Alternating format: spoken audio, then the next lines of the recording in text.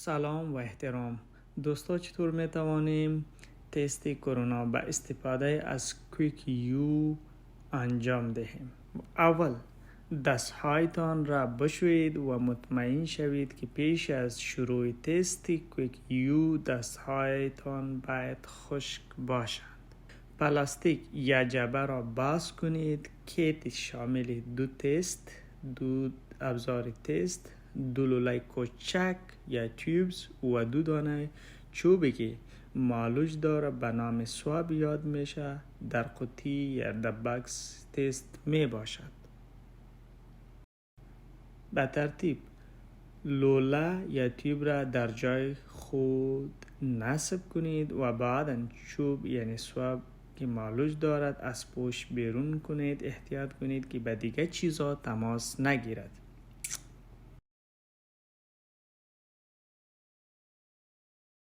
چوب یا swab را آهسته داخل بینی و تماس دایره‌ای به جدار داخل بینی برای 4 بار انجام دهید و عین کار را برای بینی دیگر هم انجام دهید و بعد از آن چوب را از بینی بیرون کنید.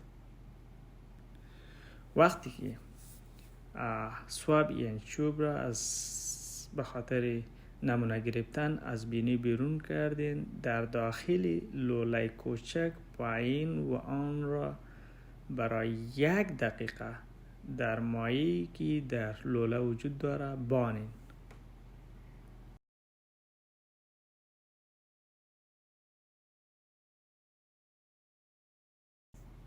بعدا چوب را به شکل آهسته از لوله بیرون نمایید.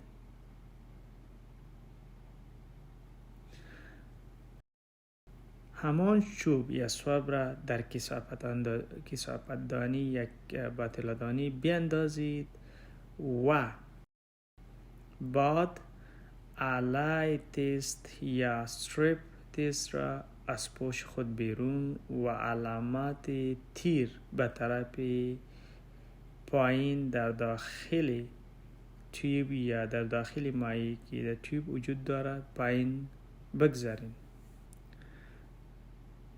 برای 10 دقیقه استریپ یا معلق تست را در داخل تیوب بانید و بعد از 10 دقیقه آن معلق تست یا استریپ را از تیوب بیرون نمایید.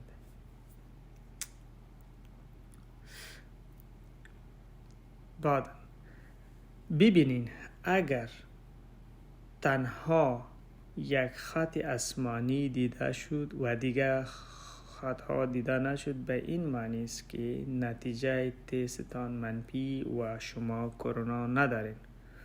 و اگر دستریپ یا دمو کیت تست خط آسمانی و پهلوش خطهای برنگ‌های گلابی دیده شد، به این معنی که نتیجه تستتان مثبت است و شما کرونا دارید.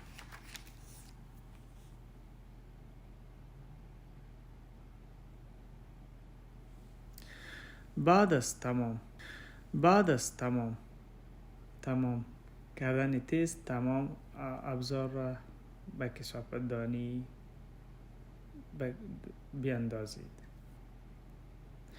این که نتیجه تست مثبت باشد، به دفتر مهاجرتی یا مهاجرت USCRI تماس بگیرید و شماره تماس دفتر اداره مهاجرت 802 8551963 و یا هم به دفتر AALV شماره تماس 802 9853106 و یا هم به 211 تماس بگیرید. تشکر.